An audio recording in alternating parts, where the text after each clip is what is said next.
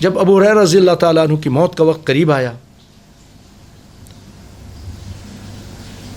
57 ہجری کو مدینہ منورہ میں شدید بیمار ہو گئے. بڑے بڑے صحابہ آپ کی عیادت کے لیے آتے، آپ انہیں دیکھتے ہی رونا شروع کر دیتے. ان سے پوچھا گیا کہ آپ اتنا روتے کیوں ہیں؟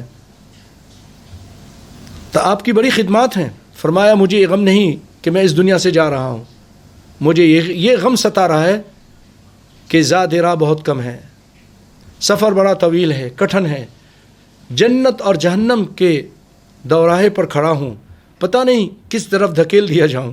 یہ وہ صحابی وہ یہ سوچ رہے ہیں. بھائیوں، مدینہ کا گورنر مروان بن حکم عیادت کے لیے آیا، اس نے بھی دلاسا دیا، لیکن ان کی آنکھیں مسلسل بہہ رہی تھیں.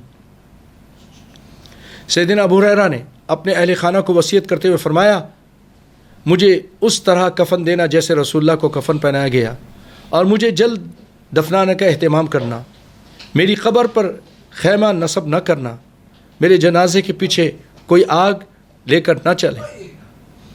مروان بن حکم عیادت کے لیے گھر سے باہر نکلا ہی تھا، جو گورنر تھا، تو یہ نبی کائنات صلی اللہ علیہ وسلم کے یہ صحابی اور امت کے محدث جن کا حافظہ بہت زیادہ تھا، بہت سب سے زیادہ حدیثیں تھیں آپ کو یاد تھیں، سیدنا ابو ہریرہ عبد الرحمن بن صخر رضی اللہ تعالیٰ عنہ کی روح قفص سے انصری سے پرواز کر گئی، اور اس وقت آپ کی 78 سال عمر تھی.